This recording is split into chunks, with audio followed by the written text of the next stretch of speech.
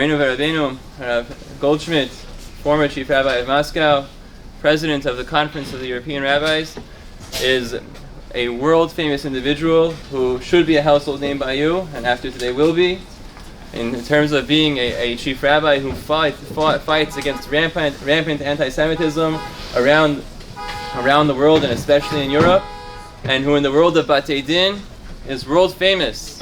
Rabbi Goldschmidt doesn't know me well, but I know him very well from his Sefer Shut Zikaron B'Sefer, the landmark Sefer that created a framework for all the Batei Din after the 90s to figure out who is Jewish coming out of Russia.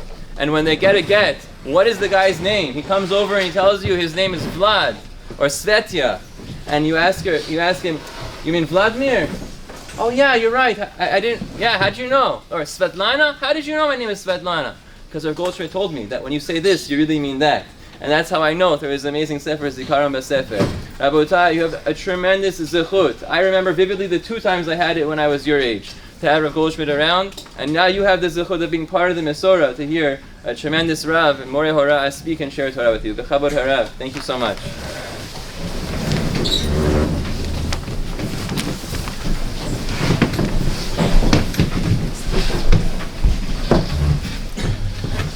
Thank you for the Rav, this beautiful introduction, which I hope I'm going to live up to one day. It's wonderful to be here again. I'm also would like to recognize here Rav Meir Goldschmidt, as well as Rabbi Bacon. I know from his mother was the dean of Stern College. My wife is a graduate of Stern College. So is my mother-in-law, my father-in-law, Zechaneh Levracha, my grandfather-in-law, Zechaneh Levracha. So our family has a great and long year ties to this wonderful institution, to Yeshivas Rabbi Yitzchak Elchanan. I would like to try to share with you, looking at you all very young. By the way, when I came to Moscow, your age, and we had a visit of the Minister of Interior of Israel, Rabbi Yitzchak Peretz, who was and still is the Chief Rabbi of Ra'anana. It was Parshat Toldot. He looked at me, I was not even 25 years old, and he says, this is what it says, V'rav ya'avod tza'ir, that a rabbi has to start his career when he's still young. But you should know that this is a problem. Youth is a problem which with time goes away. And it's solving itself. So when I was your age, I came to the Soviet Union, to Moscow. It was before the establishment of the Russian state. It was still the Soviet Union. Gorbachev was in his last years. And actually everything was falling apart. And at that moment in history, as it happens many times, the Hashgacha Pratis, there was a connection between one of the most interesting individuals at that time in Israel, Harav Adin Steinsaltz, who was very friendly with the Prime Minister of Italy, Giulio Andreotti, who introduced him to the Vice President of the Academy of Sciences of the USSR. And they decided to establish the first yeshiva in the Soviet Union. And I came in as one of the Rosh Yeshivas in 1989. Long story, not going into details. Actually, Yeshiva University also had a representative. The yeshiva at that time was Professor David Berger, who was also Judge Tzvital, the Monastritzer Rebbe. So wonderful time. It was still the Soviet Union. Our students were the refuseniks, one of them, Zev Elkin, who is today a minister in the Israeli cabinet, and dozens of young people, Bali Tshuva, who started from nothing, and they were not scared to start up with the most frightful organization in the world, the KGB. And they decided to lead a life of Torah and mitzvos in the Soviet Union to the best of their ability. And it was our we were the first ones from the West who were in touch with them, and it was our task to teach. We didn't know how long this window is going to open in the Soviet Union. Maybe this window is going to close any time, and we decided we're going to use any minute in order to teach as much we can give, in order to recreate this bond between Am Yisrael and all those millions of Jews who lived back then in the Soviet Union. When I arrived in 1989 in September to the Soviet Union in Moscow, there were 1 million Jews there. And among the 1 million Jews, less than a dozen children knew the Aleph base. And the question is, how do you build Yiddishkeit from zero, from nothing? Now, here in America, at least, the people who are still far away, members of other denominations, they know there's such a thing as a Jewish community. They know there's such a thing called a synagogue or a temple. We're coming to a place where the only thing people knew that they were Jewish. And being Jewish was not a positive experience, it was a negative experience. And I remember that my teacher, who also sent me to Russia, his name was Rabbi Moshe Soloveitchik Zatzal, who was the first cousin of the Rav, of the leader of this great institution. Yeah, I asked him once, in order to reestablish Yiddishkeit here in the United States, you needed giants. You had the giants like Rav Soloveitchik, you had Rav Kotler, you have others. We, compared to those giants, were little midgets, we're nobodies. And Rav Moshe Soloveitchik at that moment told me, don't worry about it, because in the United States, people left Yiddishkeit on their own will. So it's much harder to bring them back. While in the Soviet Union, through communism, people were taken away from Yiddishkeit against their will, so it's going to be much easier to bring them back. And so it was.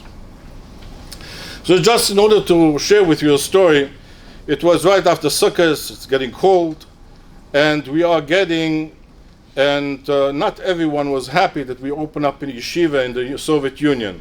Many communists and Orthodox communists were against it, the government, parts of the governments were against it. Gorbachev had a very big opposition inside the government, and one day the mayor of Moscow decided that this wonderful experience of creating yeshiva in the Soviet Union this chapter should be closed. So, like it's done in the Soviet Union, winter, suddenly electricity stopped working. And then a few hours later, heating stopped working. And then a few hours later, also there was no hot water, there was no cold water. They tried to push us out.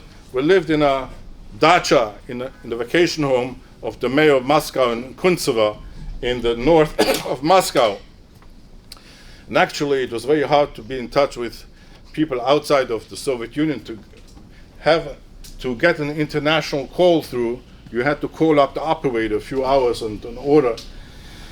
So at that time, I was very young. I was your age, and there was a book given out by the Foreign Ministry of Russia of all the foreign correspondents and all the diplomats in Moscow at that time.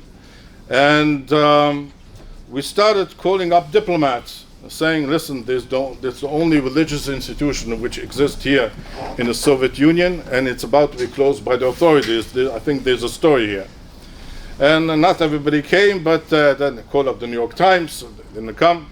At the end, what was interesting, there was a visit planned by the Prime Minister of Canada. His name was Brian Mulroney. He died just a few months ago. And I said, when I called up the Canadian Broadcasting Corporation, that you're going to have a story here because the Prime Minister will come visit the yeshiva. There's going to be nowhere to visit because the place is going to be shut down and closed down. After this phone call, they said, yes, we're coming right away in half an hour. Don't move away. We're coming with our cameras. We're making a story out of this. And within half an hour, believe it or not, the electricity went back on. the hot water went back on, and also the heating went back on. So this was the first brush of working with adversaries, with powers which are trying to stop you. And this was the story, of course, of rebuilding Yiddishkeit in the Soviet Union, and then when 2 years later the Soviet Union fell apart and we started schools, the question was, when we started schools, thousands of children wanted to join Jewish schools. The problem was there was nobody there to teach them. So what did we do? So we put an advertisement in Izvestia, which was the official Soviet newspaper of the parliament, that we're looking for teachers who are Jewish. And 70 people answered this ad, of which 50 were Jewish. And of those 50 people, we taught them the basics of what can be taught in schools, Aleph Beis, and then Ivrit, and history, and Torah, whatever. And what was interesting, that the teachers were always only one step ahead of their students, which means we taught the teachers the night before what they are going to teach their students the day after. Establishing kashrus was also not easy. There was one shoichet in Moscow, his name was Reb Motel Lifshitz. The books written about him, one of the Lamed Vav Tzadikim was Lubavitcher Chassid. And he was a great man, and but you need, in order to have kosher meat, what do you need? Besides having a shaykhet, you also need something more. You need a treber, you need a person who is going to take out all the fats which you're not allowed to chelev, which you're not allowed to eat. And the person who did this was in time of World War II, he was the head of it's called in Russian a Straf Battalion. It's a battalion of soldiers who were actually inmates, prison inmates and criminals, and they were allowed, like it's happening today in Russia as well, they were allowed, on the front, they were allowed, as I said, they're going to survive, so they will be allowed not to return to prison. So the head of this company was a Treber. His name was Tobechkin, and he, because he was in the Soviet army, his Russian was very colorful, and which the shoichet was not so used to it. So when they got into a fight, Moscow had no kosher meat, because when the Treber, the Menake, and the shoichet didn't talk to each other, there was no kosher meat in Moscow. So back then, the Baltics was still part of the Soviet Union, and I was sent to Riga, the capital today, it's independent Latvia, to check. There was a shoichet there, his name was Yisrael Gurevich, but he was very old, and there was a rumor that his hands were trembling, and if the hands of a shoichet are trembling, the shechita is not kosher. So I was sent by 14 hours by train ride to find out if his hands were trembling. When I walked into the shul in the morning, and he shook my hand was hurting for over 20 minutes, and I knew we wouldn't have a problem here. So, establishing a community where there was no Yiddishkeit brings with it its own challenges, and we established a community with schools, with yeshivas, with kolelim, with kashrus, with everything. And however, you all know what happened almost 3 years ago when Putin decided to recreate the Soviet Empire and attack the Ukraine. And the problem was that we know it now that it is possible to thrive in terms of a Jewish community in a place where there are basic freedoms, and countries which turn authoritarian and then totalitarian. I think we know it about Iran and other communities, that there is actually no Jewish future. And when the war started, the government tried to force the religious leaders to support this war against Ukraine, based on a false narrative that the Ukrainians are Nazis, and they continue it, and it's the Russian army is the continuation of the Soviet army against the Nazis. I said that in no way can we, as spiritual leaders, support this narrative, this false narrative. And I left Russia, and I resigned, and I called on the Jews from Russia to leave. and more than 80,000 Jews left since the beginning of the war, left Russia to Israel. And I'm visiting many communities in my capacity of president of the Conference of European Rabbis. I was just in Athens last Sunday, and a person comes over to me, and he was the vice president of the community. He was working for the ECB, for the European Central Bank. He says, "Rabbi, I would like to thank you." So what would I like to thank you for is that when you called on the Jews to leave Russia, my daughter lived in Moscow and she left Russia and she listened to you, and Baruch Hashem, she didn't stay there. So this was at the beginning of the war. But since the 7th of October, since last Simchat Torah, when we witnessed this great catastrophe in the south of Israel, and actually the 7th of October is the birthday of Vladimir Putin. You should know that. And this was a birthday present to Vladimir Putin. And Russia joined Iran, the axis of evil, against Israel. And we see also all the arms given to Hezbollah, and Assad was totally supported by Russia. I think that many Jews understand that, unfortunately, under today's political leadership in Russia, there is no future, and therefore it's better to go and live in Israel, of course, and to other places. I would like to also to address for a few moments the situation in Europe. We all hear about it. The first thing I would like to say about Europe is the following. We have over 1 million Jews in Europe.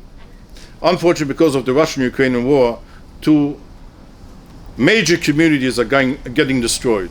The Russian Jewish community and also the Ukrainian Jewish community. And many Ukrainian Jews have moved to Eastern Europe.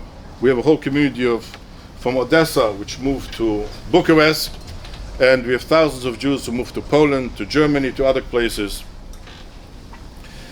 And when the 7th of October happened, the attack against Israel, the biggest pogrom since the Holocaust, for Jews, we have, as you know, as here in the United States, we have frum Jews, we have traditional Jews, and we have Jews who are very secular. And many secular Jews in Europe always supported Israel, not because they were big Zionists, not because they were very Jewish. They supported Israel for one simple reason. Israel was their insurance policy. Insurance policy that, chas v'sholom, if antisemitism is going to get out of hand, they'll be able to run away to Israel. For many European Jews, this was the reason they supported hospitals, the IDF in Israel. And what happened on the 7th of October actually was that for many of those Jews, the insurance policy failed. They asked themselves, is Israel still a place to go? Is it still is it safer to live in Israel than it is to live in Europe? And what has happened actually, and people don't know that, is that the demonstrations in support of Hamas did not start the 8th of October, when Israel started to respond. The demonstrations in support of Hamas and those terrorists started the 7th of October, the same day, while Israel did not respond, which means it had nothing to do with the response of Israel. It had to do that we looked weak and we looked vulnerable. And Baruch Hashem, in the last few months, Israel looks much less vulnerable. We have witnessed miracles, nisim, in Israel. When we talk about what happened to Hezbollah, you know, nisim bederech hateva are also nisim. Miracles which are happening within the realm of nature.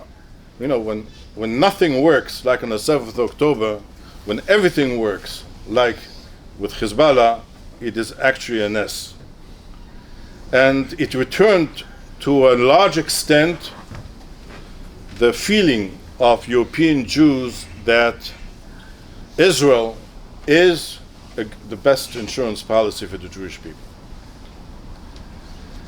However, I must say, according to statistics, 75% of European Jews are trying to hide that they're Jewish when they go in the public domain.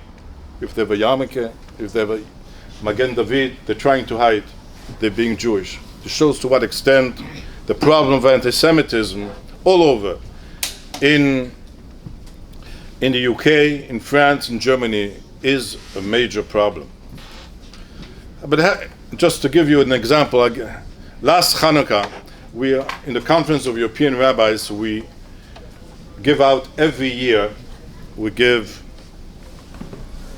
out the Lord Jacobovich Prize to a non-Jewish political leader who supported the Jewish community. So last year we decided to give it to the President of France, Macron, in the Élysée Palace. It was the first night of Hanukkah. I flew in, and we lit the candles in presence of a great part of the rabbinical corps in France, and the Jewish leadership in France, in the Élysée Palace with President Macron. The next day, in all the major newspapers in France, this was on the first page, Macron, with myself, with the chief rabbi of France, with Chaim Korsia there, an attack that in France there is since 1905 there have been laws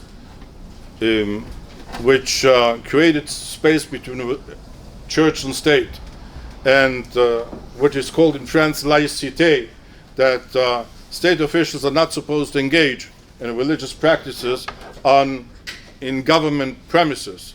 And Macron was attacked, and we were attacked of having this Hanukkah lighting in the Élysée Palace. But the next day was Friday. I was flying from Paris to Düsseldorf. I'm there. I'm also going to visit other communities for Shabbos. And next to me was sitting a French businessman in the plane, and he has all the newspapers with him. He starts the newspaper, looks at the newspaper, then looks at me. Says, it's me. He says, c'est vous? Is this you? He says, yeah, it's me. So the person happened to be a French Catholic businessman. I asked him, so what do you think of the criticism of Macron that he lit the Hanukkah candles in the Élysée Palace and breaking the tradition of laïcité in France? So he says, Rabbi, I want to tell you, I live in the 16th arrondissement, the 16th district of Paris, and I have many Jewish neighbors. And in front of every Jewish apartment, there is something, there's something, this Jewish thing. Yeah, we call it the mezuzah. He says, and every day when I go to my apartment, I see that one less apartment has a mezuzah. People are taking off the mezuzahs. By the way, that's a question we ask as rabbis in Europe. Are you allowed to take off the mezuzah because you're afraid that the Uber driver or the Bolt driver is going, who is an immigrant from the Middle East, is going to attack us? If you're allowed to, if yes, how to do it? So I see every day the one mezuzah less. It's not because people are moving out, it's because people are moving in. And I said, therefore, it was very important that the president of France did this lighting of the menorah in the most public place in France. So we live in a place where we have many challenges. In Europe, Europe Jewry has many challenges, and but the good news is that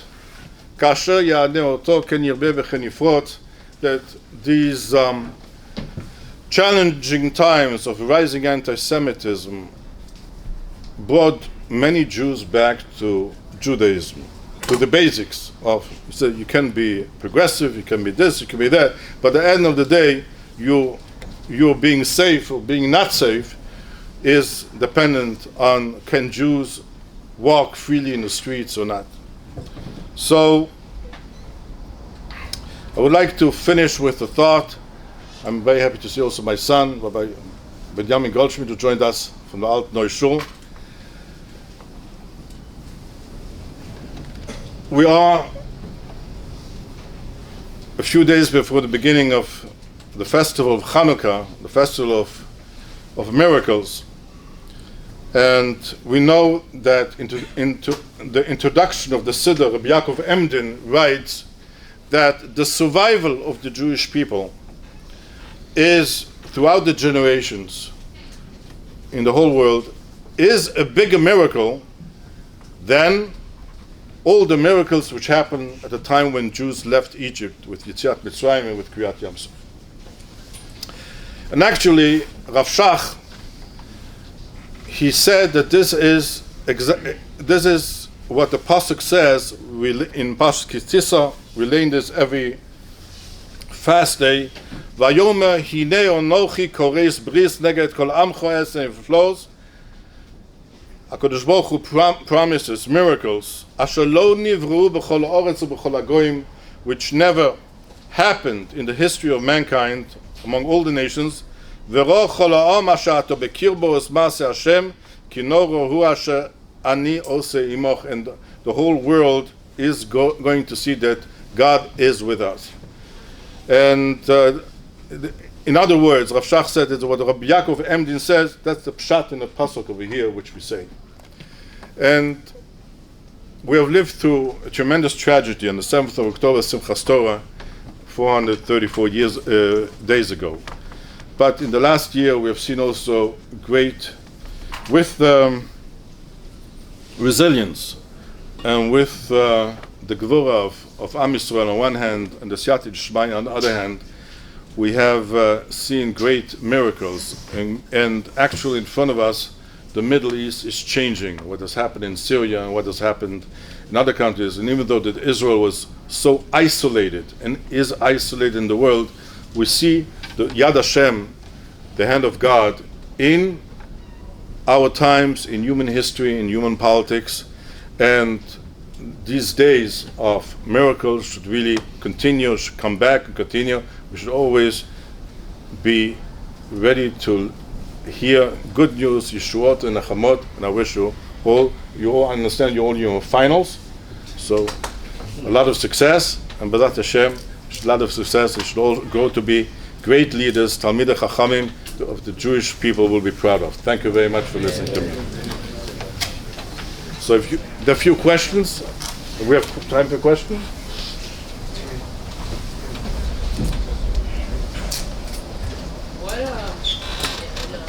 Can you speak up? Okay. So, you currently live in Russia or no? No. No. Israel? Yes. Sorry. That's the question? No, I apologize. Just wondering. Okay. Any other question? It's not a question, it's more like a point. Like in my community, like I live by Brighton Beach, like near Brighton Beach, and I find it fascinating that most of the Jews there, they know they're Jewish, and the only thing they follow in a sense is to marry other Jews, which I think is really interesting. Like, there's a lot of people in Brighton Beach who, like, they're old, they have pictures of Stalin in their house, like I've been to apartments where I see Stalin. Yes, I'm Jewish, but then I only marry Jewish, and I think it's like, it's a good thing that one of the things that they keep is like one of the most important things is who will marry a Jew. Yeah. I know about this. I know about Brighton Beach, but that they have Stalin's picture in their homes, that's something new to me. You know. So, but I once spoke to a whole group of students, Jewish students in Germany, the old children and grandchildren of immigrants from the Soviet Union to Germany. I asked them, tell me, are you proud to be Jewish? He says, yes. So they asked the next question, can you tell me why you're proud to be Jewish? Most students could not answer this question. And this is a problem. This pride continues to a certain time, but how do you give over this pride without explanation to the next generation? Here, without Jewish education.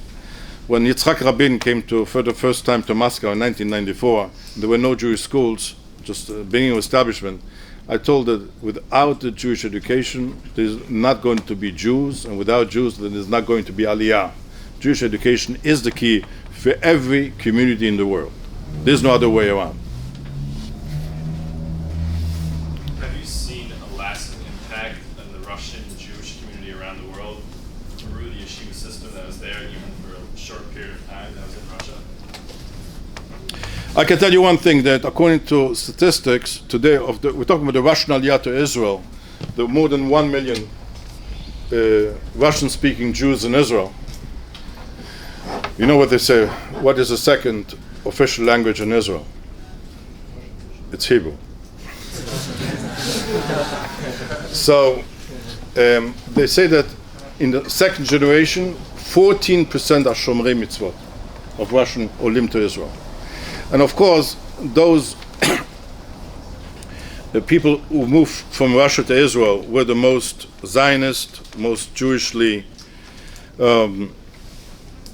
had the greatest Jewish identity. The Jews who moved to the United States and the Jews who moved to Germany, these are had much less of a Jewish identity. And I'm much more afraid for the Russian Jews who moved to the United States than for the Russian Jews who moved to Israel. How do you convince someone that was never exposed to Yiddishkeit that they should start taking on these mitzvot and start learning about the Yiddishkeit? It's learning. It's Torah learning. You open up a Daf Gemara and start learning with the person. That's one way. And the other way is by inviting people for a Friday night dinner. And these are the best ways of doing Limud Torah and by showing what a Jewish family is supposed to look like. How do you do it on such a large scale? Your Shabbat table is limited in size. So, if I think you have here also as future rabbis, you're going to have programs. I think a rabbi has to make sure that he invites his congregants at least on a rotating basis. It's number one. Number two, you're not alone. You have teachers in the schools. You have shlichim. We started kolelim, and also at Kolel Torah Mitzion in Moscow, which was extremely successful. So eventually, you students and the people who are being influenced by you, they are the ones who do the work. And having here my son, Rav Benjamin, who is here, when he went to school, and he was the only religious kid in his Jewish day school, which is started by us. His being with those children also influenced those children, and it is by personal example where you have the most effect today. It's not by telling people what to do, it's by personal example. And what would the Rav say is the role of, let's say, Yidden who have the opportunity of living in America now, that weren't so affected or are somewhat affected by antisemitism, but not in the extent of Jews around in Europe or around the world? What would the role of, let's say, young adults be going forward? Yeah, young Jewish adults. As Jews living in America today, I don't want to tell American Jews what to do. But you live in a place which is a superpower, which has the most influence over the world, even though this new administration is more concerned about making America great again than being the policeman of the world. However, with having this community having influence over the new administration, I think that the well-being of the Jewish community, and not only the well-being of Israel, is going to be very much tied to the extent the American administration, American government is going to be involved to make sure that Jews are not vilified, Jews are not being accused of genocide, Israeli prime ministers are not going to be arrested for war crimes. This is, and the influence which you as American Jews can have over your government cannot be underestimated.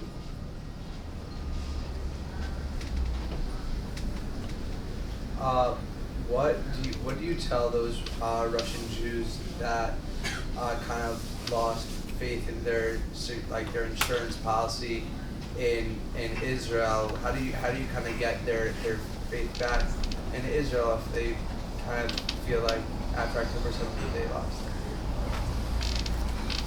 I don't think it's what I'm saying is going to make a difference. I think that fact that Israel today has been able to force Hezbollah to stop bombing Israel, the fact with God's help we're going to see soon at least some of the hostages coming back, and Syria's army has been destroyed, and let's hope that also with Iran soon we're going to see a regime change.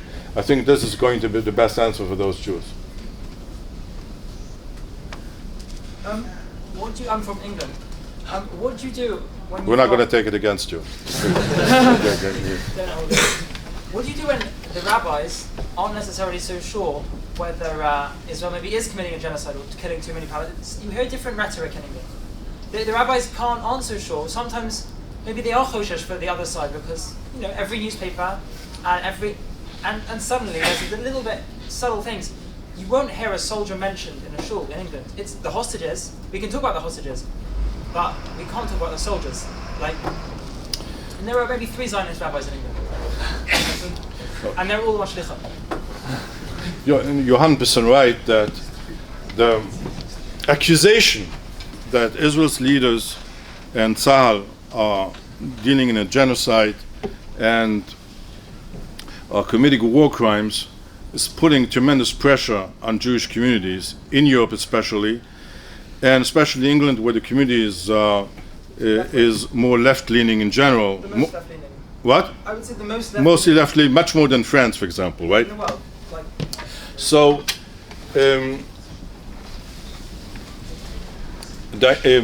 I think that, but the UK jury has produced many leaders who have been very, very vocal. Just to mention, Natasha Hausdorff is one, and others, and the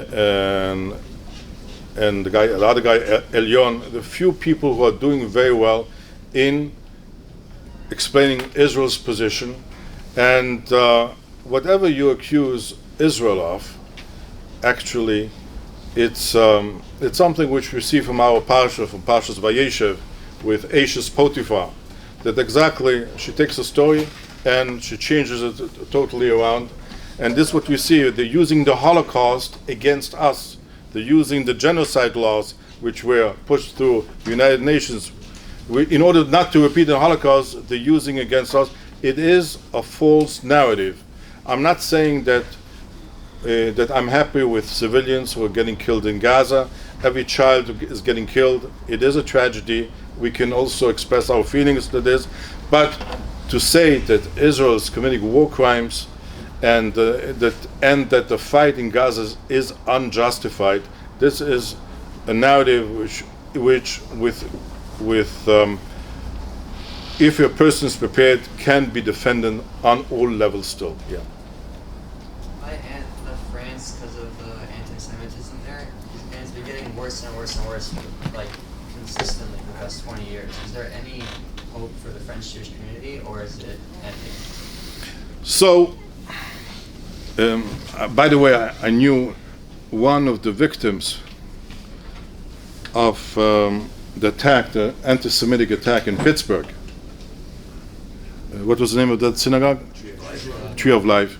Was a French Jew who moved away from Paris to Pittsburgh in order to run away from anti-Semitism. My cousin was the rabbi of the Orthodox shul over there in Pittsburgh, took care also of burying all the victims.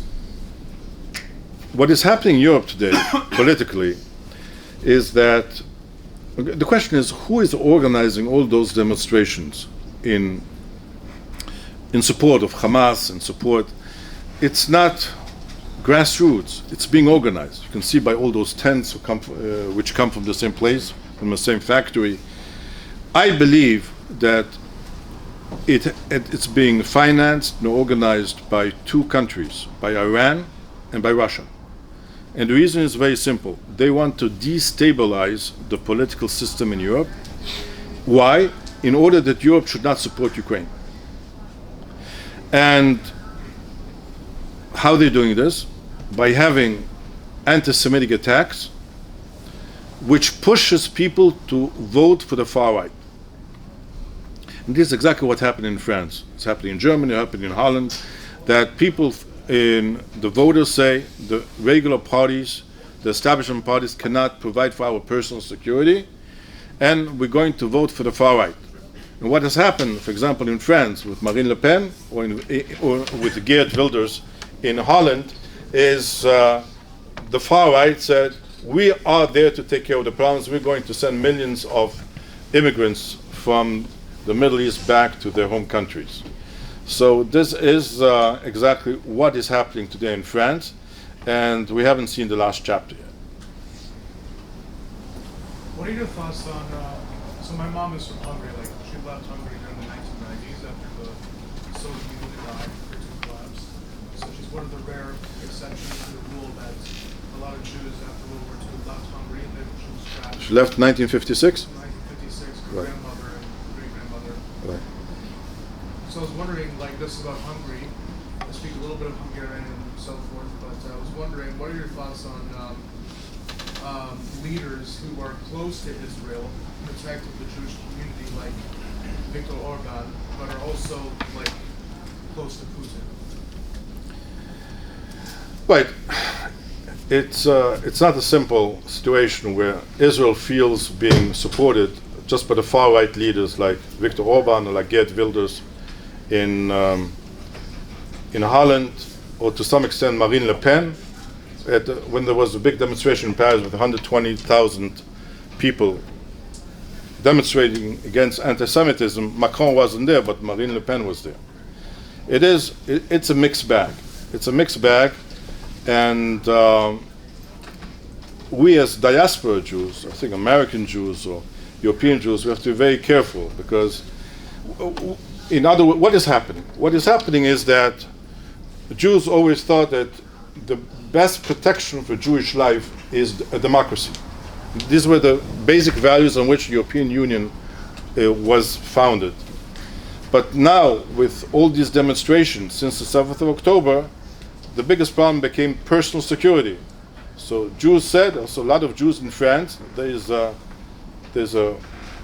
suburb of Paris called Sarcelles, where 70% of the Jews voted for the far right, for Marine Le Pen. They said personal security is more important to us than democracy. This shows to what extent Jews are scared for their security. Okay, last two questions? Good. What is the status of Jewry now in Russia? Is it safe for a Jew to go there? Are there any little Jewish communities still there or anything like that? There are functioning Jewish communities.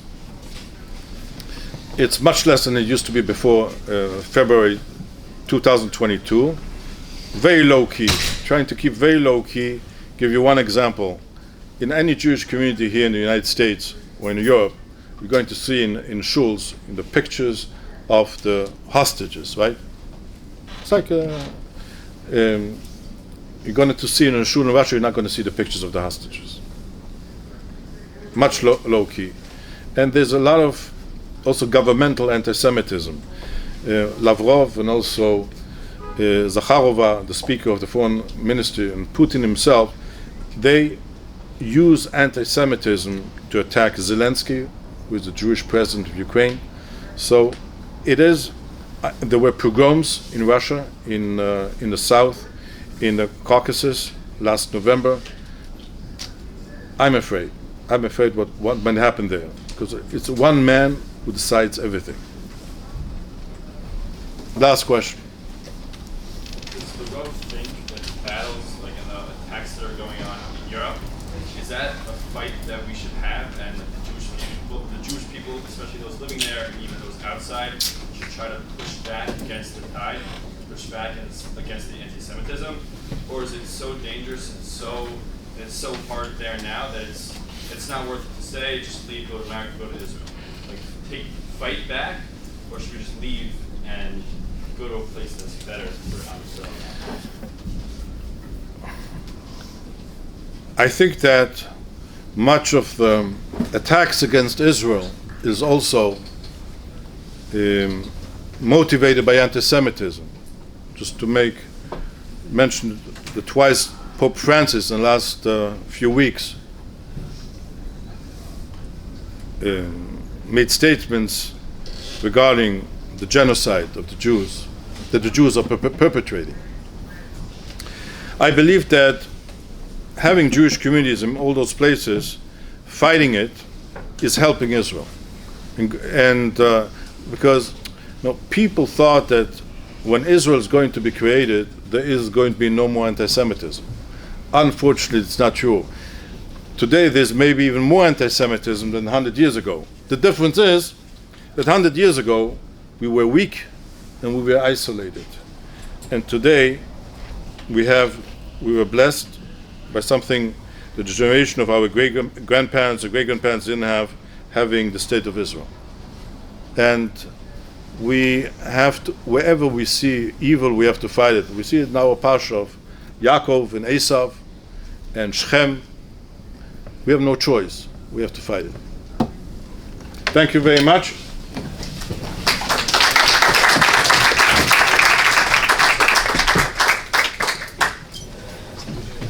Thank you, everyone. Good. Yeah.